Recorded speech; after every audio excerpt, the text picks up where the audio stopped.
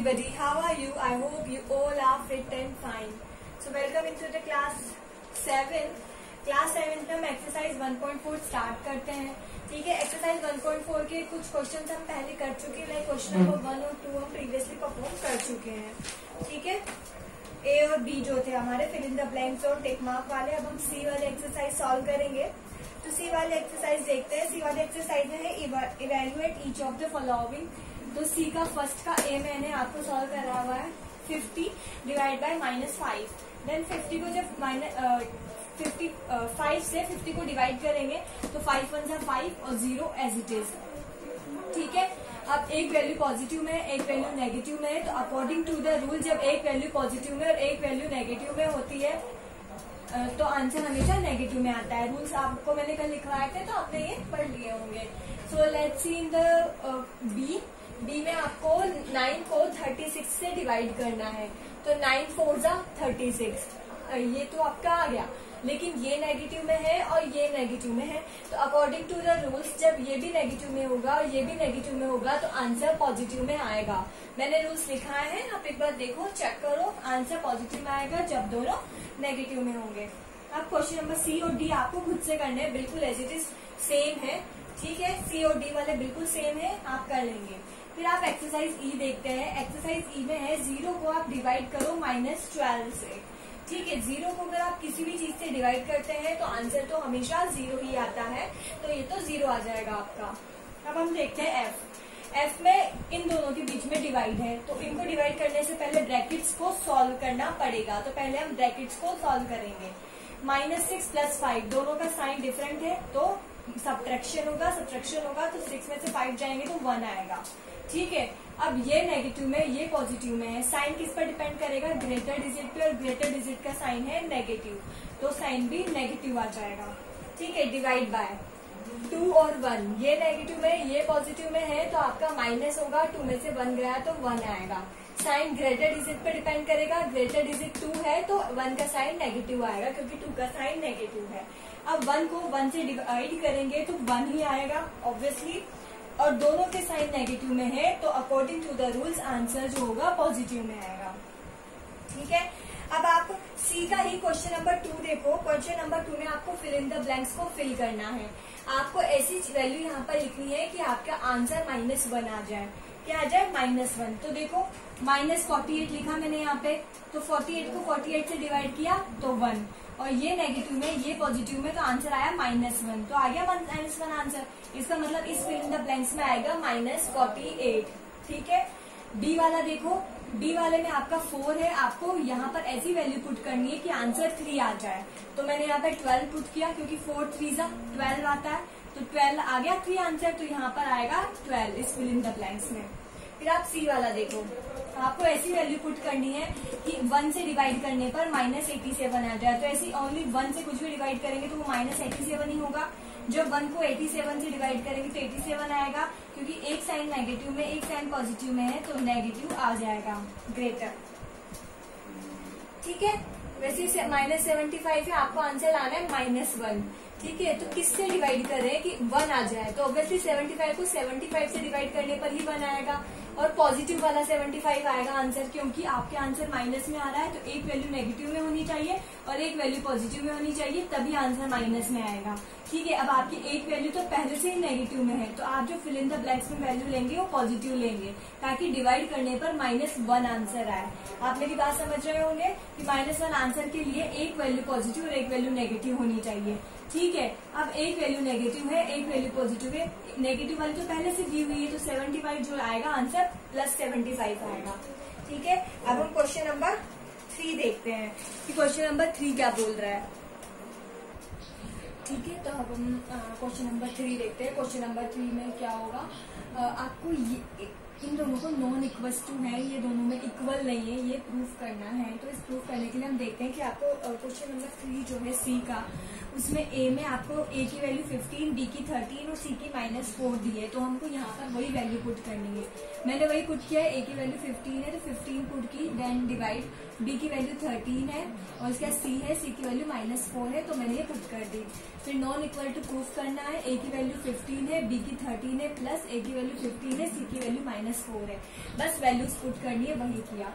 अब इसको सॉल्व करते हैं। सॉल्व करने के लिए पहले ब्रैकेट सॉल्व करते हैं। ब्रैकेट सॉल्व करेंगे तो 15 एज इट इज आएगा, देन डिवाइड, ये 13 है, -4 है, पॉजिटिव में है, नेगेटिव में है, इसका मतलब ये सब्ट्रैक्शन होगा। 13 में से 4 माइनस होता है तो 9 आता है, और इसका साइन डिपेंड करता है ग्रेटर वैल्यू पर। ग्रेटर वैल्यू 13 है, 13 का साइन पॉजिटिव है तो 9 का साइन भी आपके पॉजिटिव होगा। अब 9 को 15 से डिवाइड करते हैं, ठीक है। ये देखो, आपको क्या करना है, 9 को 15 से डिवाइड करना है। आपको पता है 9 1 जा 9 होता है, ठीक है। ये तो डिवाइड आप खुद कर सकते हैं, ये मेरे को बताने की जरूरत नहीं है, ठीक है। 9 1 जा 9 होता है, ठीक है। फिर तो यहाँ पे आया 9, इधर 15 में से 9 गया तो 6 बचा, रिमेनिंग 6 आया, रिमाइंडर डिवाइड नहीं हो रहा, 60, ठीक है। तो 9 6 जा 54, तो आपका ये आंसर 1.6 आ गया। क्या आ गया, 1.6। तो ऐसे आपको आप रफ में डिवाइड करके देख सकते हैं, तो इसका आंसर 1.6 आ गया। अब ऐसे देखते हैं 15 divide by 30, sorry 15 divide by 13 मैंने डिवाइड कर रखा है। 13 1 जा 30, 15 में से 13 गए तो 2, अब 2 आ गया, ठीक है। अब आपका डिवाइड नहीं हो रहा है, डिवाइड नहीं हो रहा तो डेसिमल लगाया, डेसिमल के बाद नीचे 0 आया, अगर आपने डेसिमल वाले डिवाइड कभी सॉल्व किए हैं तो। अदरवाइज आपके आगे आएंगे, ठीक है। 13 1 जा 13, 15 में से 13 गए तो 2 आया। अब डिवाइड नहीं हो रहा तो डेसिमल लगाया, डेसिमल लगाते आ गया 0, 13 1 जा 13, 7 65, 1.15 आपके आंसर आ गया। तो ये 1.15 आया। वैसे ही 4 को 15 से डिवाइड करने पर आपके क्या आया, 4.25, ठीक है। अब इन दोनों को ऐड किया, ऐड तो होंगे नहीं, सब्ट्रैक्शन होगा क्योंकि एक पॉजिटिव में एक नेगेटिव में, तो सब्ट्रैक्शन करने पर 3.10 आया, और वो भी माइनस का। माइनस का क्यों आया, क्योंकि ग्रेटर वैल्यू माइनस की है, तो ये भी माइनस है। क्या है, दोनों इक्वल है, नहीं है, तो आपको यही तो प्रूव करना था कि ये इक्वल नहीं है। अब बी वाला देखते हैं। बी वाले में देखो, ए की वैल्यू -12 है, बी की 1 है, सी की -1 है, तो ए की वैल्यू मैंने लिख दी है यहाँ पे -12, डिवाइड बी की वैल्यू लिखी 1 और सी की वैल्यू -1, नॉट इक्वल टू ए की वैल्यू वही -12, बी की वैल्यू 1 प्लस ए की वैल्यू -12 और सी की वैल्यू यहाँ पे आ गई -1, ठीक है। -12 एज इट इज, ये 1 है, ये -1 है, तो सब्ट्रैक्शन हुआ तो 0 आ गया। अब 0 को 12 से डिवाइड करेंगे तो आपके 0 ही आएगा, ये तो आपके 0 ही आएगा, ठीक है। वैसे यहाँ पर आएंगे अपन -12 डिवाइड बाय 1, तो ये आपके -12 आ गया, यहाँ पर आ गया -12, आगे बात समझ में। और यहाँ पर आपको 12 को 1 से डिवाइड करेंगे तो ये 12 आ गया, ठीक है। आपको यहाँ पर एक 12 आ गया, तो ये आ गया आपके 0। ये दोनों नॉन इक्वल टू होने चाहिए, लेकिन ये दोनों इक्वल हैं, क्योंकि 0 को 12 से डिवाइड करेंगे तो भी 0 आएगा, और 12 - 12 करेंगे तो 0। तो ये आपका प्रूफ नहीं हो पाया, क्योंकि ये दोनों इक्वल हैं, ठीक है। अब अपन सी वाला आपको खुद से करना है, ट्राई करना है, ठीक है। अब मैं आपको डी वाला बता दे रही हूँ। डी वाले में देखो, ए की वैल्यू 72 है, डिवाइड बी की वैल्यू -36 है और सी की वैल्यू 216 है। वैसे नॉट इक्वल टू ए की वैल्यू आपकी ए की वैल्यू क्या है, हाँ 72 है, बी की वैल्यू आपके -36 है, वैसे 72 216, 72 एज इट इज, ठीक है। डिवाइड 216 में से 36 माइनस हुए तो 180, ठीक है। साइन किस पे डिपेंड करता है, ग्रेटर वैल्यू पर। ग्रेटर वैल्यू पॉजिटिव है तो 180 भी आपके पॉजिटिव में आ जाएगा।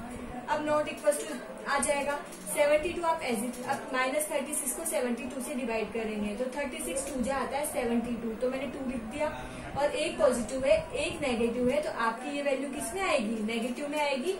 36 2 जा 72 आ गया 2, और वैल्यू नेगेटिव में आएगी, क्योंकि जब रूल्स के अकॉर्डिंग, डिवाइड वाले रूल्स के अकॉर्डिंग, जब एक पॉजिटिव और एक नेगेटिव होता है तो वैल्यू नेगेटिव में आती है। फिर प्लस एज इट इज, 216 का डिवाइड किया 72 में, मैंने डिवाइड करके नहीं बताया, लेकिन आप करके देखना, आंसर 0.33 आएगा, ठीक है। अब 180 को 72 से डिवाइड किया तो वैल्यू आंसर आया 0.4, आप डिवाइड करके देख सकते हैं, ठीक है। यहाँ पर आपका 72 अंदर की साइड है, और ये आपका 180 है। ठीक है, डिवाइड नहीं हो रहा, 0 लगाएंगे, डेसिमल लगाएंगे। ठीक है, तो एक 0 आ जाएगा। ठीक है, और ये 4 बार आपके ये वैल्यू आ जाती है 180 into 4, तो इस वजह से इसका आंसर 0.4 आता है। ठीक है, और इन दोनों को मैंने, ये माइनस में है, ये पॉजिटिव में है, तो सब्ट्रैक्शन होगा, 2 में से 0.03 माइनस हुए तो 1.67 आया। और साइन डिपेंड करेगा ग्रेटर वैल्यू पर, ग्रेटर वैल्यू का साइन माइनस है तो इसका साइन माइनस। क्या ये दोनों इक्वल है? नहीं, ये दोनों इक्वल नहीं है, तो ये आपका प्रूफ हो गया कि ये दोनों इक्वल नहीं है। ठीक है, सी वाला आप खुद से कर ही लेंगे। अब हम क्वेश्चन नंबर 4 करते हैं इसका। ठीक है, तो अब हम क्वेश्चन नंबर 4 देखते हैं। क्वेश्चन नंबर 4 में क्या लिखा है मैं आपको बताती हूँ। An elevator descending into a mine shaft at the rate of 6 metre per minute. एक एलिवेटर यानी एक लिफ्ट जो है ना, वो ग्राउंड से नीचे की तरफ जा रही है। कहाँ जा रही है? नीचे की तरफ। ठीक है, तो उसको नीचे की तरफ जाने में एक एलिवेटर जो होती है डिसेंड नीचे की तरफ जाती है इन 1 मिनट, 1 मिनट में। एक एलिवेटर 1 मिनट में नीचे की तरफ जाती है, कितना? 6 मीटर। 1 मीटर में कितना जाती है? 6 मीटर। ठीक है, तो वो आपसे पूछ रहा है कि जाती है। इफ द डिसेंट, अगर एलिवेटर कहाँ से स्टार्ट करती है? 10 मीटर पर ग्राउंड से, 10 मीटर ऊपर से नीचे की तरफ जाना स्टार्ट करती है। कितना? ठीक है, माना यहाँ पर एलिवेटर कहाँ पर है? आपकी एलिवेटर ये यूँ बोल रहा है कि आपकी एलिवेटर जो है वो ग्राउंड से, ये बोल रहा है कि आपकी एलिवेटर जो है ग्राउंड से 10 मीटर ऊपर है। ठीक है, कहाँ पर है? ऊपर। और उसे जाना कहाँ पर है? यहाँ पर, इस जगह पर, ये इस जगह पर जाना है। तो उसको टोटल कितना नीचे जाना है? 10 + 360। कितना नीचे जाना है? 10 + 360 उसको नीचे जाना है। आगे बात समझ में? कितना नीचे जाना है उसको? 10 + 360 उसको आपके नीचे की तरफ जाना है। ठीक है, उसको नीचे की तरफ जाना है 10 + 360। आगे बात समझ में? अब वो जाएगी कैसे भाई, हम ये देखते हैं।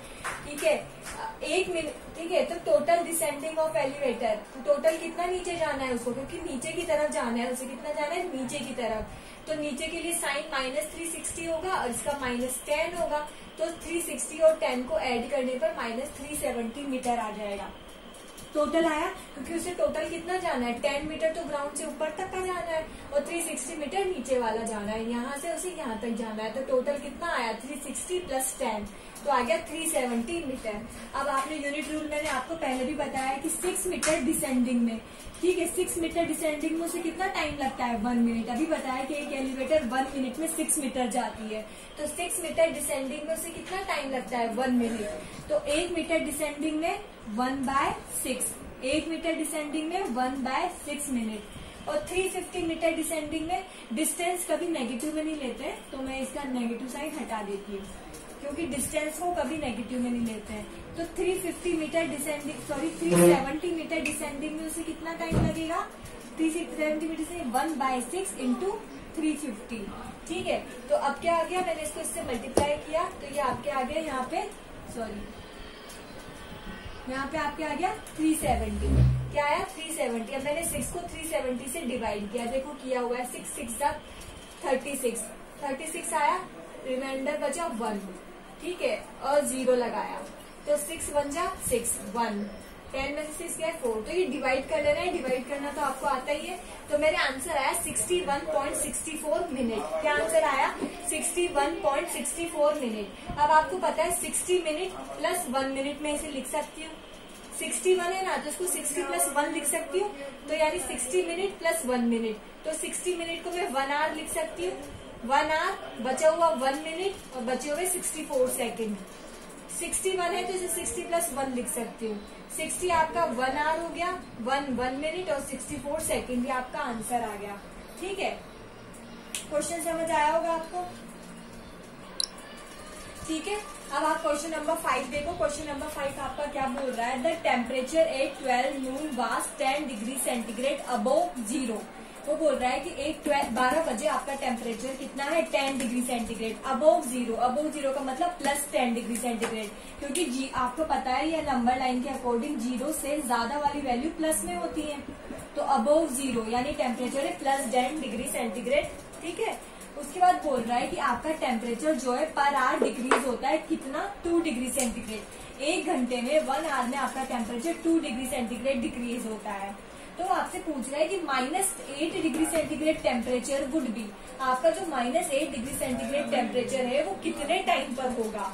ठीक है, आपको बोल रखा है कि 12 बजे आपका टेम्परेचर है इतना और 1 घंटे में टेम्परेचर कम होता है इतना। तो बेटा इसको आपको लॉजिकली सॉल्व करना पड़ेगा। इसको सॉल्व करने के लिए देखो आपको क्या करना है। ठीक है, 12 बजे 12 नून पर आपका टेम्परेचर कितना है 10, कितना है 10।